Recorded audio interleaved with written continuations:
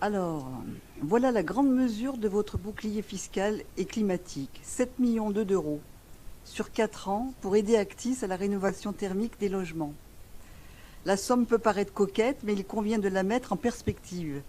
Cela représente à peine 4% de ce que la hausse apportera comme recette à la ville sur la même période. Plus vous annoncez de mesurettes, supposément représentatives de votre bouclier, plus on comprend que c'est une toute petite carotte pour tenter de faire digérer un énorme coup de bâton. Sur le fond, nous sommes évidemment favorables à une politique de rénovation des logements. Nous l'appelons régulièrement de nos voeux, car c'est un levier à même de freiner la densification massive que vous poursuivez à marche forcée dans tout Grenoble. Nous ne pouvons ici que déplorer le manque de moyens alloués, 1,8 million d'euros par an. Pour donner un ordre de grandeur, en 2022, Actis payait de l'ordre de 9 millions d'euros de taxes foncières.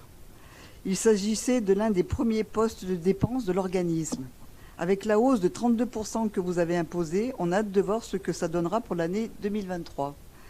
Mais on comprend d'ores et déjà qu'une bonne partie de la somme allouée pour la rénovation compense finalement, quoi que vous en disiez, les coûts supplémentaires liés à votre hausse d'impôts. Nous ne pouvons cautionner ce fonctionnement qui consiste à rendre d'un côté ce que l'on prend de l'autre. C'est une gestion de canard sans tête. Nous le déplorons d'autant plus que la rénovation énergétique est un sujet essentiel pour les Grenoblois qui méritent mieux, tant il emporte avec lui d'enjeux sociaux et environnementaux. Nous nous abstiendrons sur cette délibération. Merci.